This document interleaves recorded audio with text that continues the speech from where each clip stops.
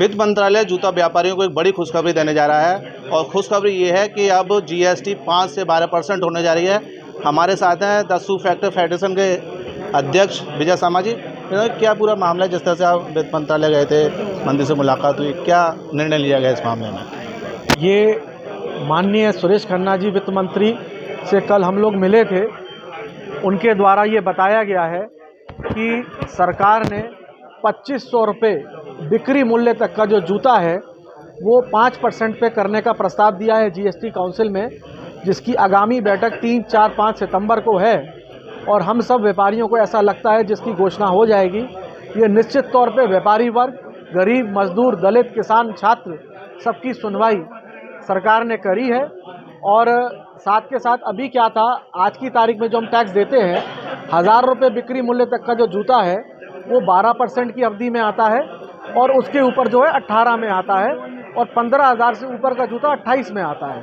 अब सरकार ने 2500 रुपये बिक्री मूल्य तक के जूते को 5% की परिधि में लाने का ऐसा उन्होंने जीएसटी काउंसिल की मीटिंग में निर्णय लिया है। और मुझको उम्मीद है कि हमारी मांग को मानते हुए निश्चित तौर पर ये सरकार इस पर फैसला लेगी। साथ के साथ हमने एक अनुरोध और किया है। लगभग 34 बाई प्रोडक्ट लगते हैं जूता निर्माण के अंदर, उसमें से मैक्सिमम कमोडिटीज़ को भी अगर वो 5% के दायरे में ले आते हैं तो निश्चित तौर पे जूता और सस्ता हो जाएगा और जो भारत की मैक्सिमम पॉपुलेशन जो मिडिल क्लास है उनके लिए संजीवनी के रूप में काम करेगा, ऐसा हम सबको लगता है।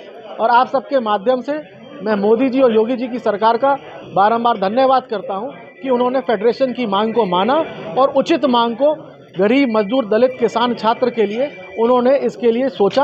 बहुत बहुत धन्यवाद, बहुत बहुत आभार। क्या असर पड़ेगा जिस तरह से आपने मांग की है, मांग पूरी होने जा रही है, 5% एक जूते पर जीएसटी हो जाएगा, तो क्या फ़र्क पड़ेगा इससे? लगभग पिछले 3 वर्षों में, 4 वर्षों में 1085 लोगों ने जो जूते का व्यापार करते थे अपना पंजीयन रद्द कराया है। मुझको ऐसा लगता है कि वे वापस अपने व्यापार की ओर अग्रसर होंगे और कई कारीगर हमारे दलित भाई जो इस लाइन से दूर हो गए थे, किसी ने सब्जी की ठेल लगा ली थी, कोई रिक्शा चला रहा है, कोई टिर्री चला रहा है, मुझको लगता है निश्चित तौर पे वो बयार फिर बहेगी और सब लोग वापस अपने व्यापार की ओर, अपने कार्य की ओर आगे बढ़ेंगे।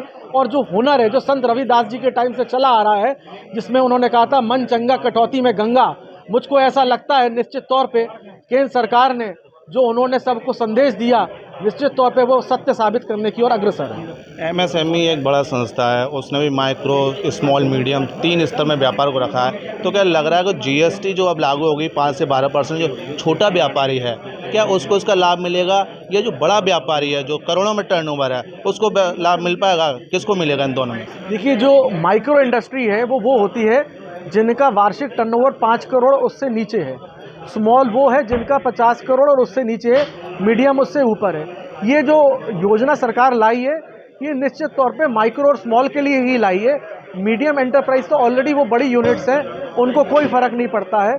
अब माइक्रो के लाने से और स्मॉल के लाने से अभी जो दुनिया का बाज़ार है जिसमें 85% सिंथेटिक जूता बिकता है, ये सब कम होने से माइक्रो और स्मॉल यूनिट जो हैं निश्चित तौर पे भी देश नहीं दुनिया में भी सिंथेटिक जूता बेचने की ओर अग्रसर हो जाएंगे। जूते व्यापार में कितना उछाल देखने को मिलेगा अगर ये चीज़ें हो जाती हैं तो? मुझको ऐसा लगता है कि जैसे आगामी दिवाली का त्यौहार आ रहा है, इसके बाद जैसे ये घोषणा होती है और कुछ नहीं तो डबल टू ट्रिपल टर्नओवर सब व्यापारियों का हो जाएगा, क्योंकि जब कारखाने फिर से खुलने शुरू हो जाएंगे, डिमांड रेज होनी शुरू हो जाएगी।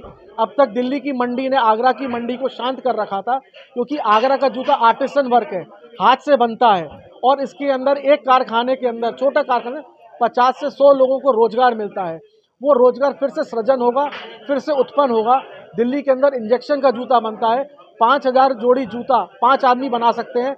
यहाँ पे अगर 5000 जोड़ी जूता एक इकाई बनाती है तो कम से कम 1000 आदमी का परिवार पलता है। ये निश्चित तौर पर रोजगार सृजन का काम करेगा। अध्यक्ष जी, आप भी जूता व्यापार से जुड़े हैं। एक जूता 2500 रुपये का आता है, एक जूता 5000 रुपये का आता है, एक जूता 1500 रुपये का भी आता है। 1500 भी 5% जीएसटी लगेगी, 2.5 पे भी लगेगी, 5000 रुपये भी लगेगी, तो क्या इससे कोई फ़र्क पड़ेगा?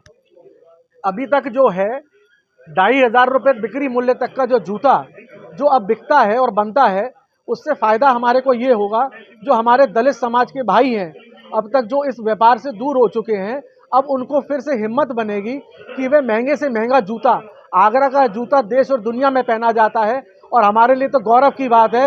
हमारे देश के यशस्वी प्रधानमंत्री नरेंद्र मोदी जी भी G7 के समिट में जब जाते हैं तो आगरा का ही जूता पहन के जाते हैं। ये आगरा के लिए गौरव की बात है। आगरा के लिए गौरव की बात है। जिस तरह से अध्यक्ष जी विजय सामा जी का कहना है कि अब GST 5% जूता पर हो जाएगी और जो कंपोनेंट्स, ये जो केमिकल, जो और पार्ट, जो 30 प्रकार के पार्ट्स जो लगते हैं उस पर भी 5% GST करने का प्रावधान उन्होंने रखा है। अब मीटिंगें होंगी और इस बात पर डिसीजन होगा कि आखिर जो 5% GST या जूते पर ही होगी या फिर उसमें जो कंपोनेंट्स या जो मटेरियल लगता है उस पर भी होगी। अगर दोनों पर अगर GST 5% हो जाती है तो निश्चित तौर पर जूता व्यापारी को फ़ायदा मिलेगा। लेकिन फिलहाल अब निर्णय साबित करेगा आखिर फ़ायदा होगा या फिर नुकसान।